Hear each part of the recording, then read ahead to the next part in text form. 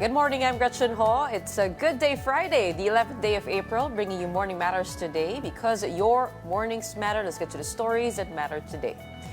A heated exchange erupted in the Senate as Justice Secretary Remulla and Senator Bato de la Rosa clashed over who authorized former President Rodrigo Duterte's transfer to the Netherlands. Senator Robin Padilla, meanwhile, became emotional during the inquiry, visibly moved by Senator Bongo's privileged speech on Duterte's arrest and detention conditions. President Bongbong Marcos condemns sexist and misogynistic remarks from candidates, calling them unacceptable. The president then stresses the need for respect and decency in political campaigns. And the Philippines joins Special Olympics Global Coalition for Inclusion, a first in the Asia-Pacific. DepEd partners with Special Olympics Pilipinas to bring unified sports to over 50,000 learners in 500 schools nationwide. Welcome to our program, Morning Matters, where we talk about the issues you need to know for the rest of your day. Now, first on the agenda, a heated exchange in the Senate as Justice Secretary Remulla and Senator Bato de la Rosa clashed over who ordered former President Rodrigo Duterte's transfer to the Netherlands. Here's the report. Who exactly gave the order to put former President Rodrigo Duterte on a plane to The Hague? That was the repeated question of Senator Bato de la Rosa to PNP CIDG Chief Nicolas Torre during Thursday's Senate hearing. Torre led Duterte's arrest. The order that I received from the Chief of the Philippine National Police is to serve the warrant and ensure his delivery to the 250th Wing, to the team that will deliver him to The Hague.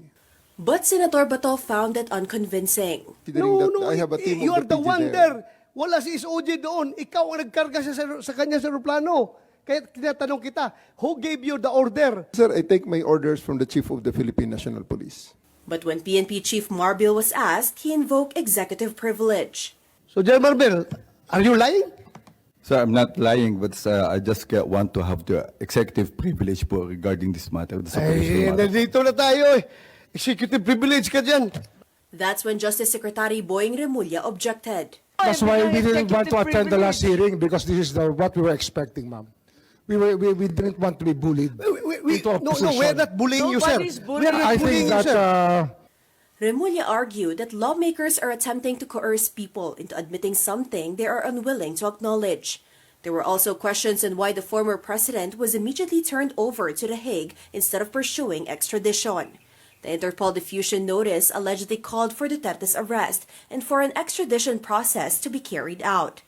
But according to Remulla, that wouldn't work as the Philippines is no longer a member of the ICC. po yung malinaw po na may treaty po na kinakailangan para ho magkaroon ng extradition.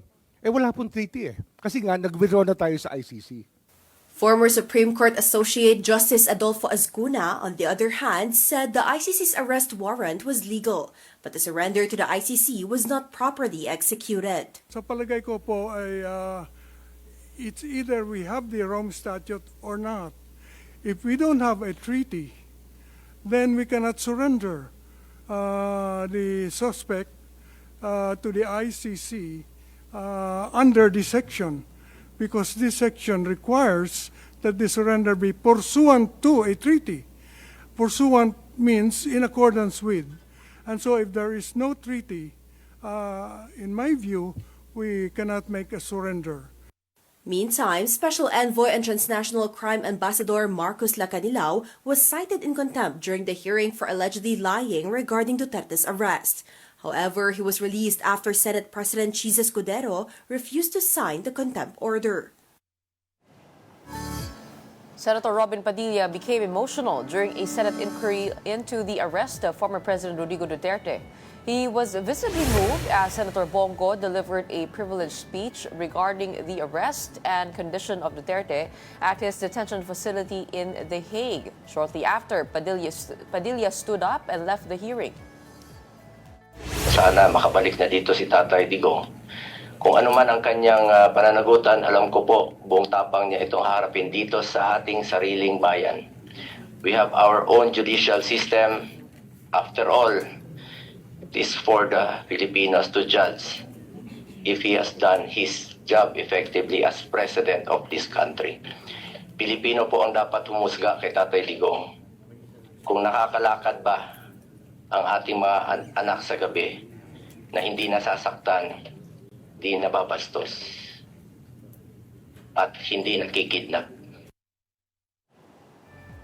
Now let's get the latest from The Hague. In Netherlands, we have Mon Walvis reporting to us live from there. Magandang umaga sa iyo, Mon. Nakita natin no, si Robin Padilla, si Senator, umiiyak doon sa hearing. It surprised me actually that he's back in the Philippines. Kailan siya bumalik at gaano katagal, naabutan mo ba siya dyan at anong ginawa niya while you were there? Yes, actually, I got the chance, Gretchen, na ma-interview si Senator Robin Padilla before pumiyahe dyan sa Manila. I think it's been 2 weeks now or almost 2 weeks now since he left The Hague dahil yun din naman doon bilin ni former President Rodrigo Duterte sa kanya na siya ay bumiyahe pabalik na nga ng Pilipinas para mangampanya. So the reason one of the things that we had na napag-usapan noong time na yun is talagang araw-araw in his 2 weeks stay also in The Hague, talagang wala rin siya tigil ng pag-request sa ICC na mapagbigyan at makapasok sa detention center para makausap at makita si dating Pangulo, pero hindi siya napagbigyan. So also with together with their camp, talagang they are insisting about the jurisdictional issue at talagang yung pag-aresto ay hindi raw tama. So same kumbaga arguments that they are raising when we had the chance to have an interview with him. But there's actually a pertinent question over there while I was there, kung papayagan siya kasi he was using the line that he was a political ally of the former president and therefore he would need instructions and direction from Rodrigo Duterte when it comes to PDP laban. Pero yun nga, Yes. no, mukhang that has been a lingering decision of the ICC not to grant him a visit to the former president. Mukhang pamilya pa lang ang napapayagan dito sa pagbisita at legal counsel. Tama. Actually, nung time na yon talagang mahigpit ang ICC. Pero this time, nung nandito na ngayon si Attorney Martin Delgra, he also mentioned to us na they are also requesting now the same thing at mukhang baka ma-consider yung mga political ally, yung mga lawyers. Well, lawyers of course, number one, pwede yan. Pero yung mga lawyers na hindi part of the court team, ibig ko sabihin na they're also trying their best na makausap sana si former President Rodrigo Duterte. Kasi ba't ko nabanggit niya na ngayon baka mas payagan o mas luwagan. Even Attorney Martin Delgra asked the supporters to also apply for this na makita nga or maka-request ng access inside the ICC, no. So we just don't know if they will be approved, pero yung mga political allies may possibility na baka mapagbigyan, especially yung talagang very close to him. At saka mukhang this time yung ICC parang mas madali silang nakakausap dahil requests are being granted, especially like nitong kahapon sa birthday ni Kitty, almost 2 hours silang nagstay inside the detention center, sina Hanelet Avancenia at saka si Kitty, probably cause yun nga dahil may special celebration at meron ding reason, no? Kasi nung isang araw hindi sila bumisita, so at least para mabawi iyon, ito napagbigyan sila. Madagdag ko lang din, Gretchen, na talagang sinasabi at kinwestiyon ni Attorney Martin Delgra yung hindi pagkakaroon ng tamang travel documents ng mga kasama ni former PRRD nang siya ay dalhin dito sa The Hague. So they're questioning it if it's legal na walang passport and visa yung mga police na kasama ni former PRRD ng dalhin dito. So this is something na sana daw ma-look into ng Senate in terms of legislation. Gretchen. All right. Today is a deadline for the Duterte camp to submit the counter evidence. What should we expect to happen? Si Attorney Nicholas Kaufman is very limited on his answers, and he just mentioned to us na just wait and see, no? Yung kanyang binabanggit sa atin about about the counter evidence that will be submitted today by their camp, because until now we are actually refreshing the ICC website regarding this one. Wala pa. Di na rin siya muna nagbigay ng kanyang response or statement on what will happen or on what will they be saying on that counter evidence, if ever. Okay, meron bang naging selebrasyon o pagtitipon dyan ng mga supporters sa labas ng ng penitentiary that is unusual from the everyday scenario over there? Oo, Gretchen, dumami na naman. Usually ngayon, ang pagdami na lang ng tao dito sa labas ng ICC Detention Center is every weekend. Pero again, hindi nawawala ng tao. Pero yung dami, yung volume na halos napupuno na naman yung park outside the ICC Detention Center, it happened again yesterday during the 21st birthday of Kitty. Again, most of the Filipinos came from different parts of Europe. Some are from Asia and America na talaga namang nakiselebrate. They brought food dito sa celebration. Kumbaga naging KKD, kanya-kanyang dala or kanya-kanyang bitbit din, KKB na mga pagkain para i-celebrate na daw yung birthday ni Kitty. At hindi naman sila nabigo. Sila ay napagbigyan naman na nung lumabas na sina Kitty at ang kanyang nanay na si Hanilet Amansenya, they joined the group of people na kumain outside the ICC Detention Center. Madagdag ko na lang din, when we asked, so how did they celebrate her birthday inside the detention center? Ang sabi niya, it's somehow emotional dahil she had the chance to literally dance with her father. Nagkantahan lang din daw sila inside. Kabilang nga dyan, she sang songs sa loob. At yun nga, wala man daw regalo sa kanyang tatay, pero yung naisayaw daw siya while inside, malaking bagay na. So still, she wishes for her birthday, not for herself, but her father to be released and makabalik na rin daw dyan sa Pilipinas. Did they give updates on the family member that will replace Kitty Duterte because birthday niya ngayon, alam ko inaantay nila, pauwi na rin ba siya at nandyan na ba si Congressman Pulong? Kahapon yung birthday, tama ba? Alam mo, nalilito na ako sa araw talaga. April 10. Ang birthday Diyan, ni... April 10. Ay, hindi, mukhang di na pala. 11 na pala dyan. Oo, ayan. So, yeah, 11 na ngayon dito. Regarding sa schedule ng other family members' visit, mailap na yung sagot nila. Initially, ang idea dapat this week ang dating ni Congressman Pulong, pero wala tayong nakita any signs of him in The Hague. Nung tinanong natin kung when are we expecting to see Congressman Paulo, hindi na nagbigay ng idea sa atin or sagot sina Hanilet and Kitty. Pero sinasabi lang nila, they will not leave The Hague hanggat hindi dumarating daw si Kitty. So there will be an overlapping schedule sa kanila. At saka hindi rin sinabi na malinaw ni Hanilet if dumating man si Kitty, Congressman Paulo, kung siya ba ay kasamang uuwi sa bansa ni Kitty at may iiwan dito na sa The Hague para nga makabisita pa rin palagi kay former President Rodrigo Duterte. Baka umikot pa kasi 26 countries yung napagbigyan doon sa listahan ng Congress, di ba? Pero amid all of these efforts to visit the former president, I do remember one thing that gets in. Ang sabi ni VP Sara, that the letters from the supporters are being screened, but once they're given a green flag, they're able to make it to the former president. I guess that is another recourse from those who want to send their messages of support. In the meantime, maraming salamat sa iyo, Mon Gualvez.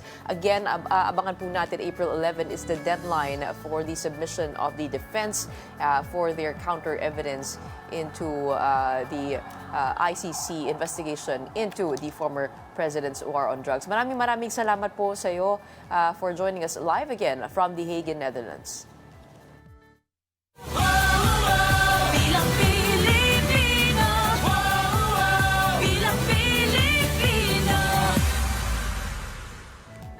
Now, Now on to the Philippines. Kerwin Espinosa, a self-confessed drug lord and mayoral candidate for Albuera, Leyte, was shot during a campaign rally on Thursday. According to a police report, the incident occurred while Espinosa was waiting for his turn to speak at a gymnasium in Barangay Tinagan. The unidentified gunman is said to have hidden in the ceiling of the stage. Doctors have declared Espinosa out of danger after he sustained a gunshot wound to his shoulder. In response, Albuera police launched a manhunt for the gunman.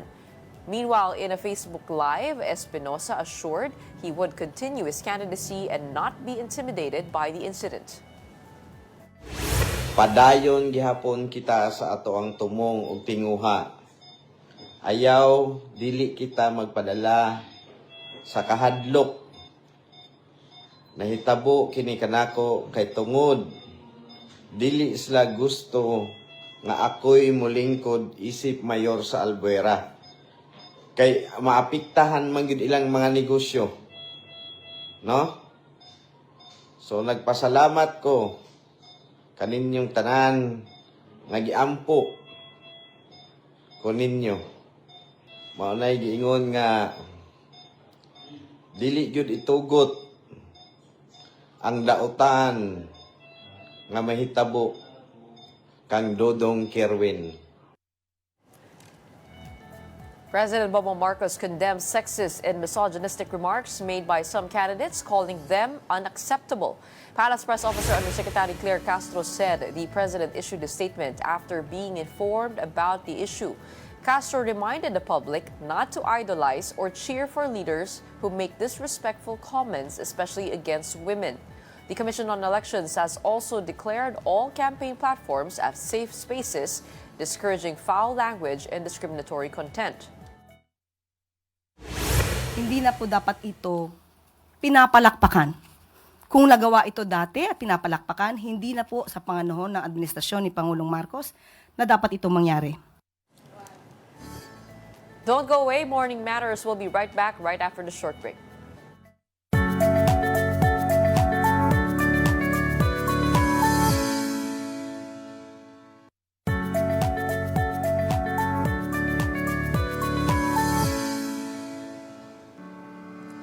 I'm Gretchen Ho, and this is Morning Matters.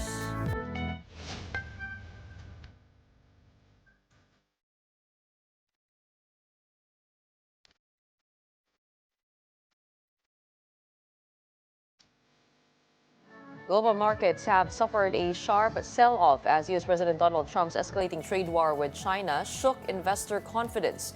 The S&P 500 fell 3.5%, Nasdaq dropped 4.3%, and oil prices slid over 3% amid growing recession fears. Uncertainty spiked despite Trump's 90-day tariff pause for most countries as tariffs on Chinese imports rose to effectively 145%. Earlier, China vowed to retaliate, calling U.S. actions threats and blackmail.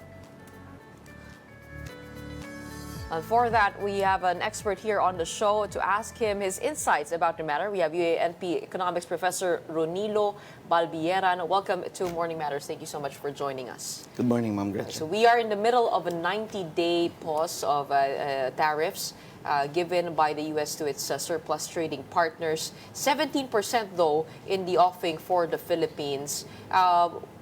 Where do we find ourselves now? Well, this can only be good. No? This is a good opportunity amidst all of this. No? So the key phrase siguro is supply chain relocation. No? So because the whole world is a global marketplace, it's also a global factory. And so it's just a matter of figuring out where do you locate your factories so that the tariffs where the country is being imposed on, no? So will benefit much from higher or lower tariff. No? So, and I think we're if we are the second lowest in terms of this reciprocal tariff, so we can only benefit from this particular reciprocal tariff, and so we can welcome additional investments later on as global supply chains are being relocated to the ones that have smaller or lower tariffs being imposed by the U.S. So do you think that the Philippines can stand to benefit from this? I mean, seeing everything, the whole of market. Kung titingnan mo kasi tama ka doon, no? Pagdating sa ASEAN region, ang Cambodia, meron silang 49% reciprocal tariff. Laos has 48%, Vietnam 46%, Myanmar 44%, Thailand 36%, Indonesia 32%, Malaysia 24%, and Brunei 24%. The Philippines only getting 17%. Meron nagsasabi na hindi lang to only. Pero kayo po, ano pong para sa inyo, positibo ito? Positibo ito kasi unang-una, hindi na naman lalala pa yung trade deficit natin. Kasi malala naman talaga yung trade deficit natin to begin with. So we are not an exporting, a net exporting country. We are actually bleeding in terms of our trade deficit. So therefore, anong impact nito? So we cannot go lower than our existing trade deficit. So and if we are talking about our trade surplus to the United States, no, kakaunti lang yung mawawala doon if ever. No? So but now with the 90-day pause, which does not include China. So yes. we are cheering, we are rooting for our Filipino manufacturer retailers, Bench, Pen Shop, Bayo, Camiseta, all our Filipino manufacturers and retailers. Kasi they will be encouraged by the global players. Oh, come on, it's now your turn to sell to America. Kasi ano magiging laman ng mga department stores nila? Kung hanggang ngayon may iiwan yung more than 100% na tariff imposed on China. Anything above 100 practically is saying no to the goods of that particular country. Well, before we go deeper into trade diversion that I think you're talking about, meaning how the Philippines can stand to benefit from countries looking into other countries with lower tariffs. Puntahan muna natin yung impact of the 145% tariff imposed on China. Where do you think is Trump taking America, and how will this trade war between two superpowers actually affect us? From an individual and consumer perspective, are we totally apart from that, or because we are highly globalized already, we will still somehow feel the pinch? Anong tingin mo magiging epekto nun? So, well, there are two things. No? Number one, on the global economy. So, tingnan natin siya. What is really the impact of it? So, I think our viewers need to be informed that America has 25% of the total economy, global economy, and China has 20%. The far third is either Germany or Japan, which has 5%. So nag-uunahan lang sila maging third place. And this is far 5%.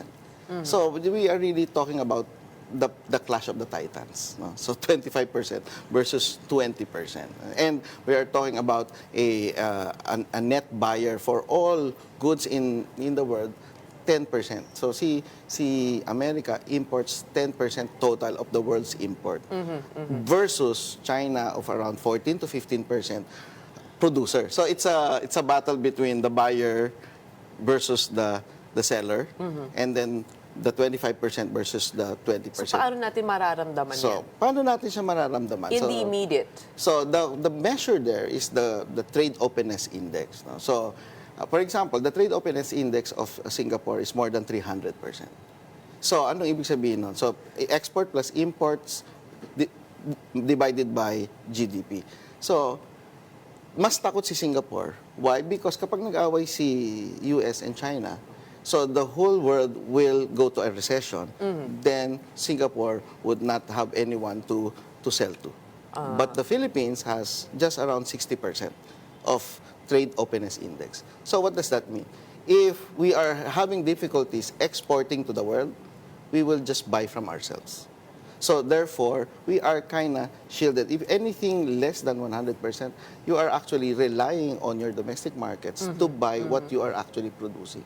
So us versus other countries like Singapore, which has more than 100% of trade openness index. So we are in a better shape to actually not have the negative effect of this.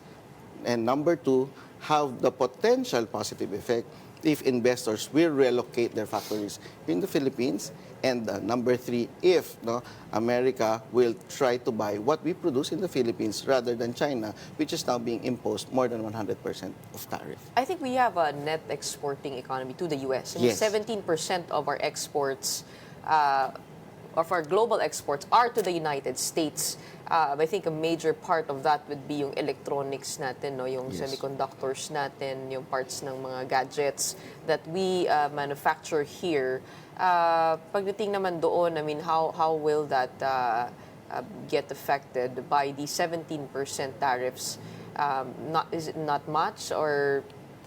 Well, definitely it will have a negative effect. Yun yung sinasabi mo, na, yes. na maliit na makakita natin na magkaka-apekto doon sa mga industriya Yes, ngayon. but definitely this is in relation to other countries.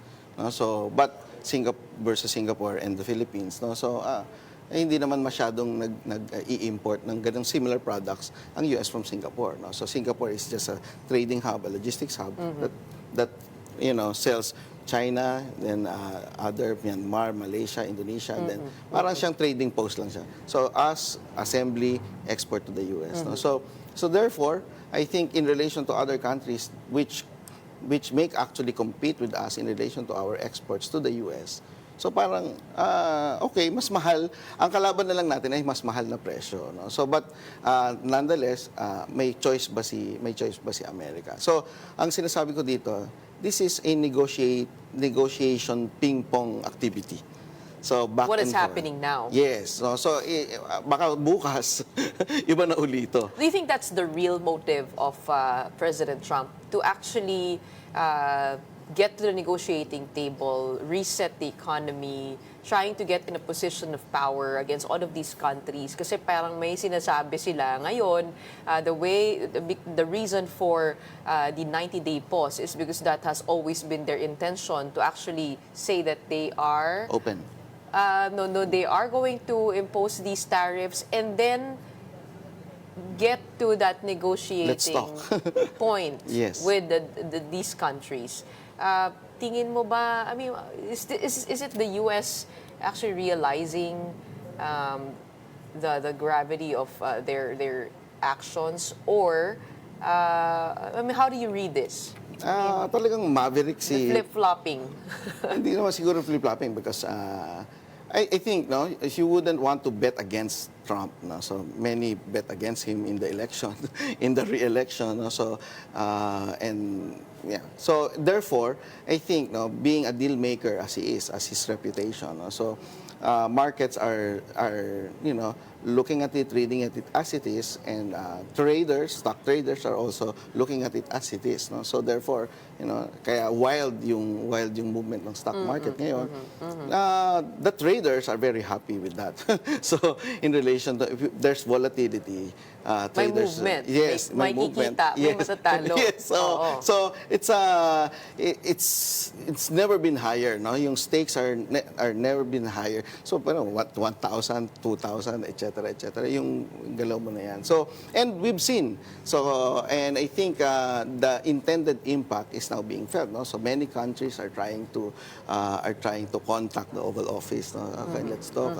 Si Vietnam, we're willing to make our tariff zero, just for you, etc. I think that is really the intention, to shock, to wait for offers. To begin with, the methodology of the reciprocal tariffs as presented by President Trump himself is actually being in question. So how accurate is that methodology? It's a combination of not just tariff, but currency exchange, non-tariff barriers. So they lump everything and they put out a number there. No? So, but if you try to research it on your own, you wouldn't be able to pinpoint those numbers from your research, from the internet. So what's the point? The point is, I think they just want to shock the world.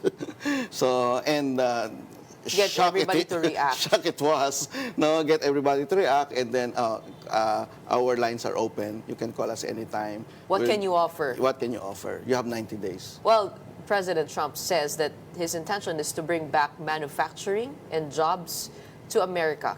Do you think he can do that with these tariffs? Let's see, no? So, but I think there are already some calls, as he mentioned, there are already some calls for some manufacturing to be shifted from. But are from his China. industries ready to actually manufacture? Because we do know the reason why they outsource manufacturing to China is because it's so much cheaper.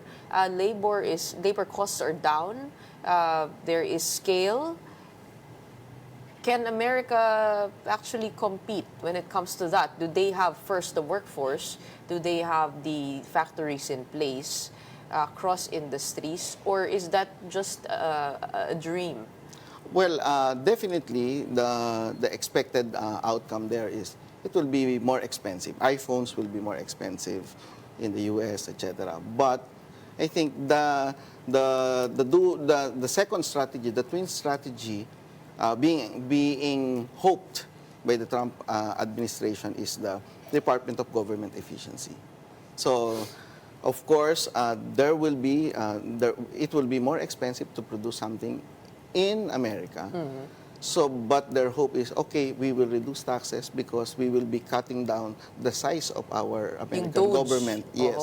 So the DOGE will is intended to, cut Give the more government. money Yes, and so give more money, consumers. reduce the taxes being imposed on corporations, being imposed on citizens, and so they will have higher hopes of bringing back those jobs and, provide some tax cuts and even subsidies to these corporations just to bring back the manufacturing jobs, especially for the automobile industry. But certainly it won't take just a few years, right?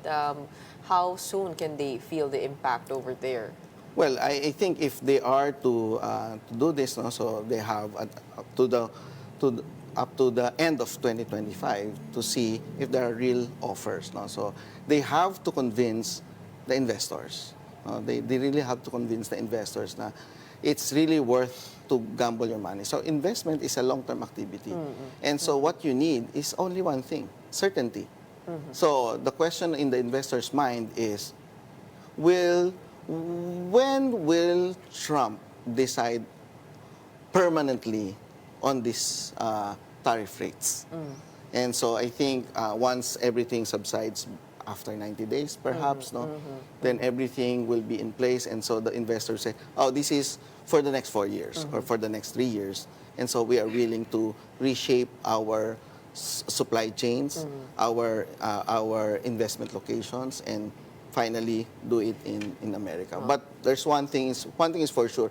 Everybody, especially the investors, are looking at certainty and what would be the permanent tariff rate. So that's all there is to it. So kailan ba matatapos yan? Pag natapos yan, magde-decide kami. You're saying that people are holding on to their money now, and if they do that, what would the overall effect on the world economy So be? in the meantime, that the investors are now holding back on their decision to whether to hold or to change location of their manufacturing activity.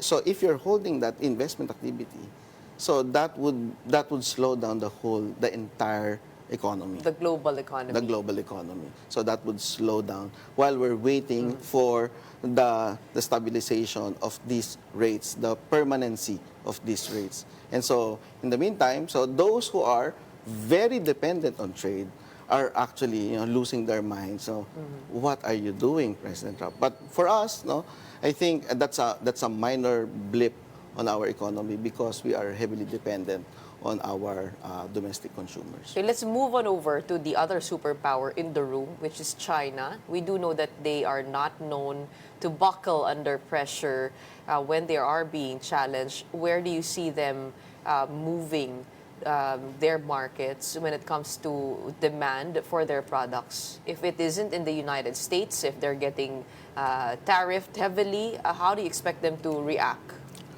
Well, their most immediate plan B is to get a trade with India, with the ASEAN. So that's and then get a trade from Russia. So the most immediate, and so therefore it may also want to maximize this thing called the RCEP, the Regional Comprehensive Economic Partnership. No? So that is a China-led trade agreement. No? So if China will not have a deal with the U.S., then that's the next resort. No? So, but I think it will have a very difficult, challenging activity for the next few weeks. Why? Because China is actually losing its labor force very fast. No? So it's aging very fast. And its economy is no longer growing at 10% every year as it used to. So it's swerte na siya kung mag 6-7% siya. So why? Because it's aging, it's no longer giving birth to babies, etc., etc. So the domestic market is in fact actually slowing down in terms of consumption. So it should look to India, and it should look to immediately to Indonesia, Philippines, Vietnam. So the VIPs, no? So, and the rest of the Middle East, Africa. So that's its only chance of getting or trying to win in this battle, the clash of the titans. Speaking of trade diversion, the New York Times article did emphasize that we are looking at this with a silver lining, that the Philippines can stand to gain through its services manufacturing, dahil dun tayo malakas, ano?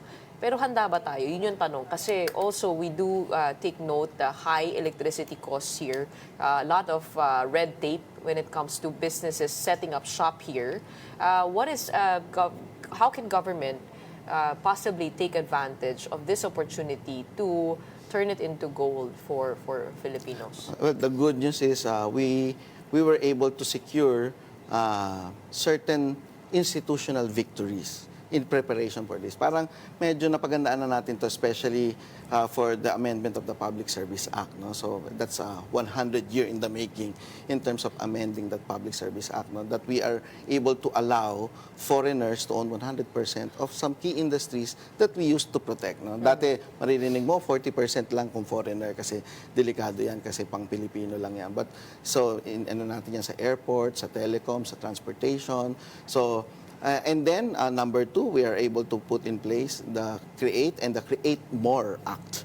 So therefore, now putting in place more tax incentives, expanded tax incentives, especially for what you mentioned about power. So meron kang additional deductions in terms of your tax obligations if you're a power-heavy investment. So, but in terms of being a manufacturing option, can we realistically be that?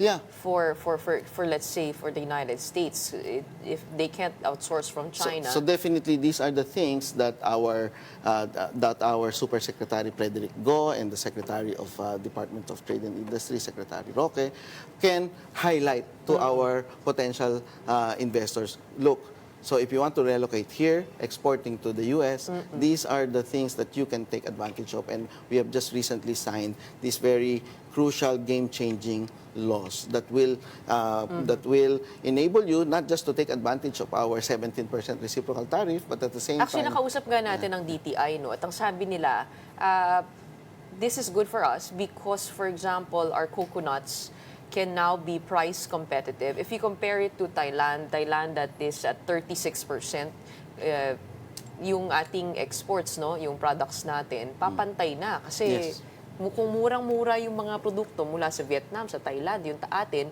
it can actually compete. Do you see it that way also? Yes, yes. So, again, you're very correct in that. No? So, it's a competition of the price, the selling price, at the same time, your cost.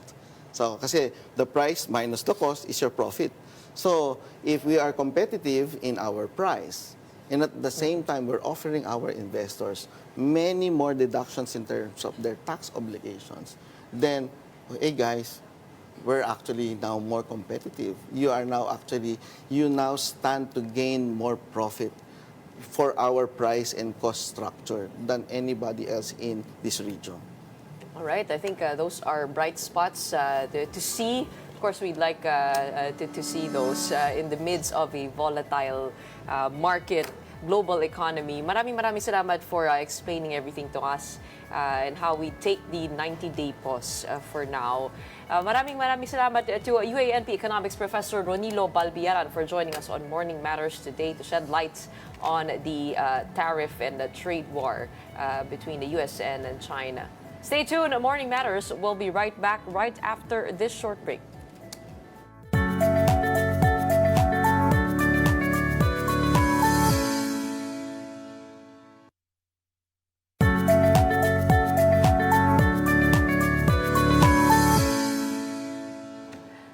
I'm Gretchen Ho, and this is Morning Matters.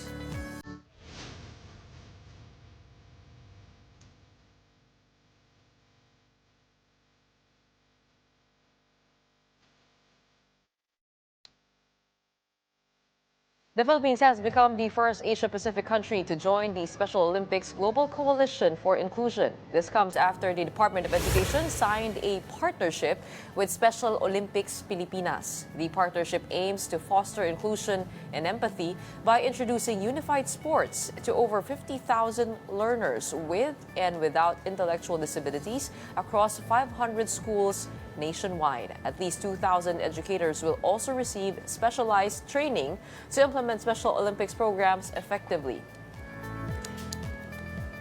Now, to further discuss this matter and to help us explain why there is a ball on this table, we have Special Olympics Pilipinas Chairperson and National President Akiko Thomson-Guevara. Hello. Good morning. Thank you for having me. This is a volleyball, no less, for our volleyball player.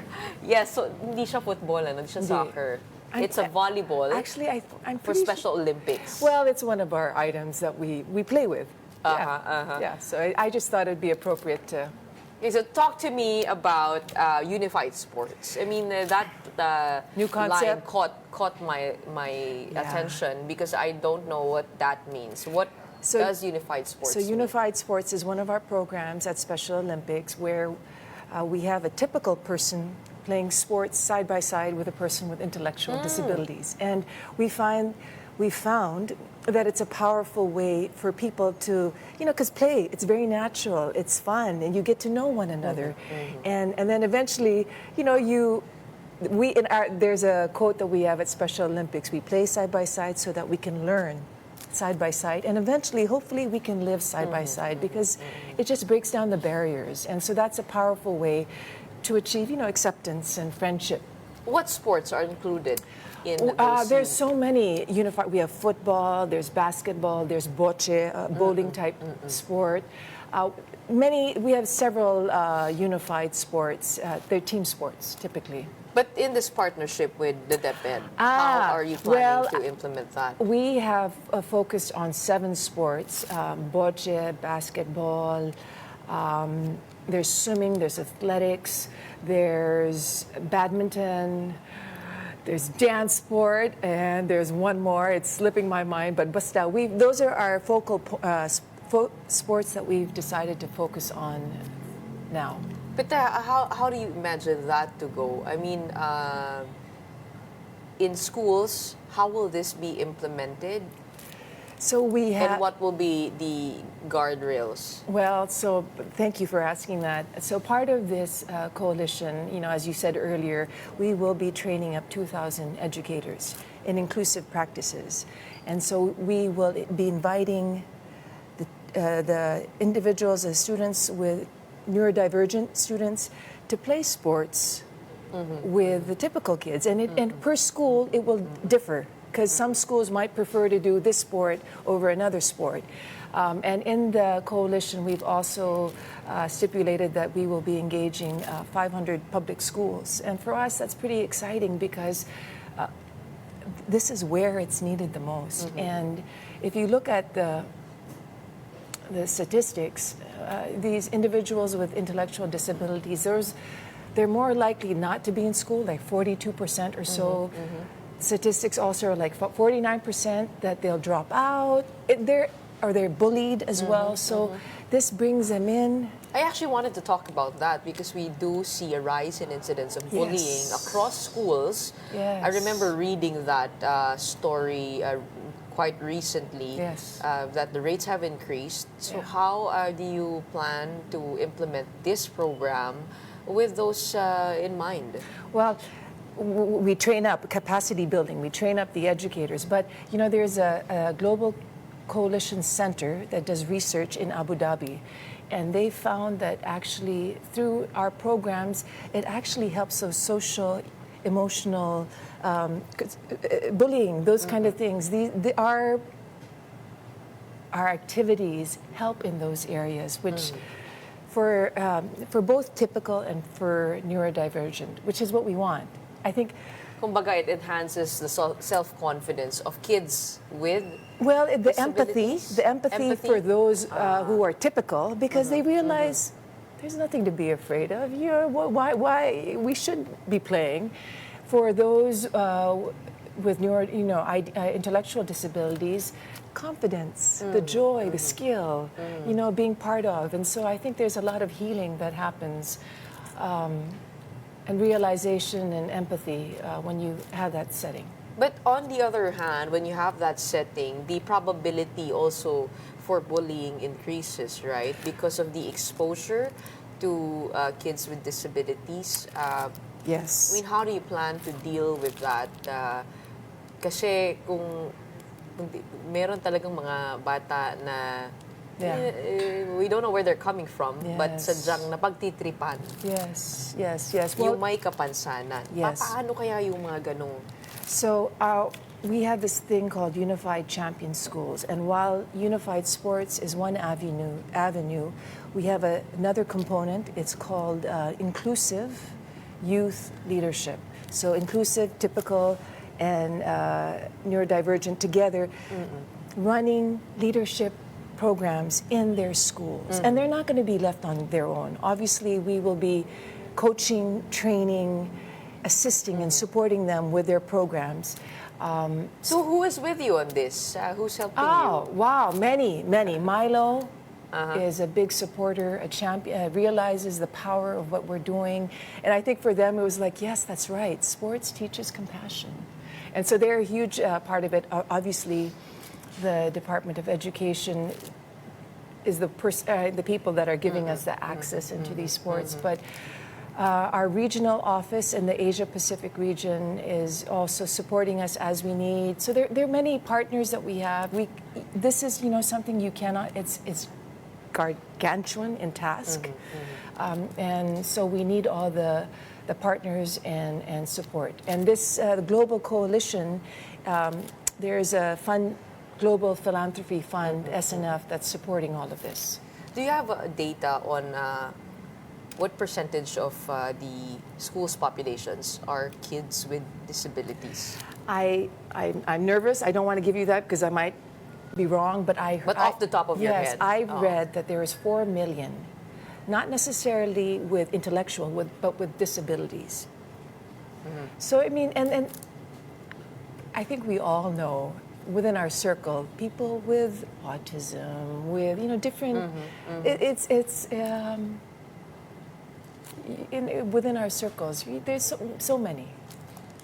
So it is actually a good opportunity for them to find themselves across a slew of opportunities, right? Yes. I mean, we have seen some success in the Special Olympics. Yes. With our swimmers. Yes, with our bocce players. We participated at the 2023 World Games, and I'm going to get the quote. How far have we gone? Oh my gosh, we've had golds and bronze, and we've medaled there. And then more recently, we competed at the Asia Pacific bocce tournament. Sorry, what's bocce? Bocce. Forgive my don't worry. It's kind of like a mixture of bowling, where you have a white ball that's a target, and the red ball tries to get and the green ball tries to get as close to the white ball, and you know. So who comes the closest? It seems easy, but it's quite hard. And I've experienced unified sports, and so we do well in bocce. Yes. Which other sports do we do well in? We're actually quite good. Not bad in basketball, I have to say, and swimming. Si Ernie Gawilan, alala ko, na-interview ko yan. Yes. Galing naman siya sa Davao. Yes. Doon siya natuto at Yes, sa ocean. yung ocean ang naging ano niya. But Gretchen, I have to, Ernie is with a para, which addresses physical disabilities. Special addresses people with intellectual disabilities. So they're typically slower learners. That's different. Yeah, so we are separate. Para happens typically, the Para Games happened a month after the Olympics. We have our own World Games, Summer Games, but it happens on a different time frame. So that's the difference. Yes. Not a lot of people understand that line. No, you're right. Oo. And so they're special for the intellectual. So pag sinabi nating intellectual disability, what is included in So that they're list? slow learners typically. There can be people on the spectrum, autism spectrum. They're Down syndrome. Some people are born with it. Some people have injuries later on, brain injuries that affect them. So yeah, it's a cerebral palsy. It's a whole. So are you putting a different personnel or an additional personnel to help enforce this program, or is it going to be added into the skill set of physical educators already in their schools? Educators already in the schools, although because sa PE yeah, ito. well, PE, but also educators. It can be other teachers, not just PE. Okay. But I mean, we're leveling up. And so we also will have to expand and grow as the needs require. But how will that be integrated into the DepEd curriculum? Or is it going to be a special playtime? No, this happens after school.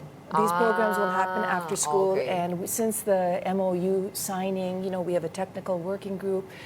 So just all these details. Where do we bring our? We've had pilot projects in SDO Pasay, Las Piñas, Binyan, Santa Rosa, who have been running our unified champion schools, and so we have like a test kit of what works. And at our MOU signing last Tuesday, Pasay shared the best practices, how they were able to successfully in 92 days run such a wonderful campaign. And obviously for them, the LGU office was very instrumental in the success of their program. So we're hoping that they too can share their best practices with the schools and districts to come. As a chairperson of the Special Olympics Pilipinas, what is your vision for this? I mean, where do you want to take it? And also, how do we understand this partnership, this historic partnership between the DepEd and Special Olympics Pilipinas? What opportunities do you see for kids with intellectual disabilities? Yes, thank you for that question. So our dream at the board level is to bring our programs nationwide. And with this MOU, we're headed in that right direction. For individuals with intellectual disabilities, inclusive education is so important in helping them uplift and transform and change their lives. And so we're excited that we have access. What was the second part of your question again? I mean, how do we understand this historic partnership? And how personal is this to you? Thank you. But this is a huge milestone that the whole country can be proud of, Gretchen, because the Philippines is the first in the Asia-Pacific region to sign this coalition. So we're pioneers. We're leading the way. It just shows the commitment of our government also, the value that they place in this also. So we're very grateful to Secretary Sani Angara for his faith and trust. How personal, it's very personal. It's all God's leading. How I got involved in this is because my youngest daughter, 8-year-old Sachiko, was born with Down syndrome. And, it's been a beautiful adventure and journey. And when the regional office asked my husband and I to join the board, I just knew. It was just like special needs. Is your own daughter into sports? Yes. What sport? She's a fish. like her mama. Swimmer too. Yes, she loves it. But I have. What have you noticed in her in terms of her development when she got into swimming? Oh, just the physical first. I mean, it's hard for me to actually teach her strokes because I'm the mom, but she's a visual learner, so she just sees us doing it, and then she'll do her own rendition of the freestyle or whatever. But there's just right now at her age, I'm just just the joy, the I don't know. It's funny. You talk to my boys; they don't see anything. It's Sachiko. There's nothing. She's nothing different with her. She's yeah. So that is the goal, right? Well, the goal is yes, to bring it nationwide for sure. And I think it's huge that you're able to institutionalize this program. I mean, it's one thing to do advocacy work and another to actually get government to do something about it. So it is monumental. Thank you so much for my balls. And your my shirt. My stress ball to go with this. Yes. And my shirt. And by what does it say? Our partners with Linya Linya, hindi kaya yan? Oo. Hindi. Kaya yan. So this is, I have to...